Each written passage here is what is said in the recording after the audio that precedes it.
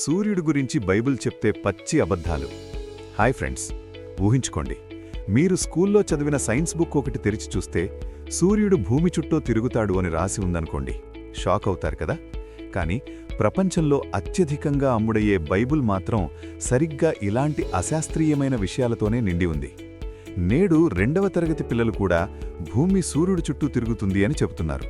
కానీ బైబిల్ మాత్రం దానికి పూర్తి విరుద్ధంగా ఉంది. ఈ వీడియోలో బైబిల్ సూర్యుడు గురించి చెబుతున్న పచ్చి అబద్ధాలను రెఫరెన్స్లతో సహా ఎక్స్పోజ్ చేద్దాం. మొదటి ప్రశ్న, భూమ్యా సూర్యుడా? సృష్టి క్రమంలో ముందెవరు? భూమి ముందా సూర్యుడు ముందా అన్న ప్రశ్నకు బైబిల్ చెప్పే సమాధానం తెలుసుకోవాలంటే క్రైస్తవులను బైబిల్ దేవుడు సూర్యుడిని ఎప్పుడు సృష్టించాడు అని కాకుండా ఎందుకు సృష్టించాడు అని అడగండి. మీకు అసలు నిజం తెలుస్తుంది. బైబిల్ చెప్పే సమాధానం ఇదే.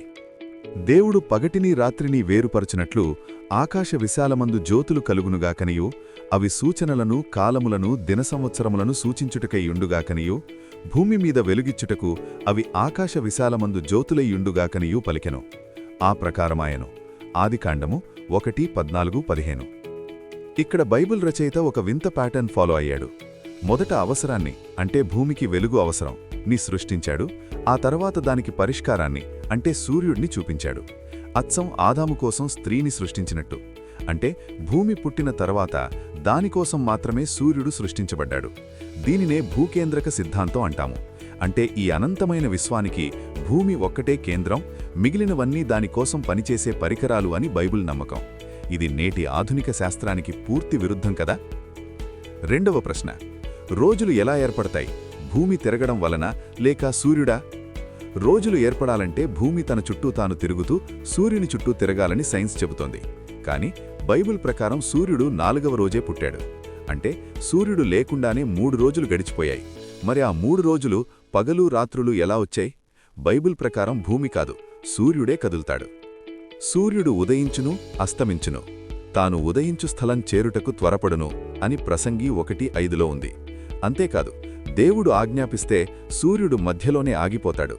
సూర్యుడు ఆకాశ మధ్యమున నిలిచి అస్తమింప త్వరపడలేదు అని యెహోషువ 10:13లో ఉంది. గుర్తుపెట్టుకోండి, ఇక్కడ కూడా సూర్యుడు త్వరపడలేదు అని ఉంది, భూమి కాదు. అంటే సూర్యుడు ఉదయం నుండి సాయంత్రం వరకు ప్రయాణించి తన స్థానం చేరుకోవడానికి పరిగెత్తుతాడన్నమాట. మూడవ ప్రశ్న, ఇంతకీ సూర్యుడు ఎక్కడ ఉంటాడు? సైన్స్ ప్రకారం సూర్యుడు అంతరిక్షంలో స్వేచ్ఛగా ఉండే ఒక నక్షత్రం. కానీ బైబిల్ మాత్రం సూర్యుడికి ఒక ఆకాశంలో ఒక అడ్రస్ ఇస్తోంది. ఆకాశం అంటే దేవుడు అమర్చిన ఒక గట్టి లోహపు కప్పు. దాని కింద సూర్యుడు ఉండటానికి ఒక గుడారం, అంటే టెంట్ ఉందట. ఇవిగో ఆ రెఫరెన్స్లు. ఆయన ఆకాశమందు సూర్యునికి ఒక గుడారం వేసెను అని కీర్తనలు 19:4లో ఉంది.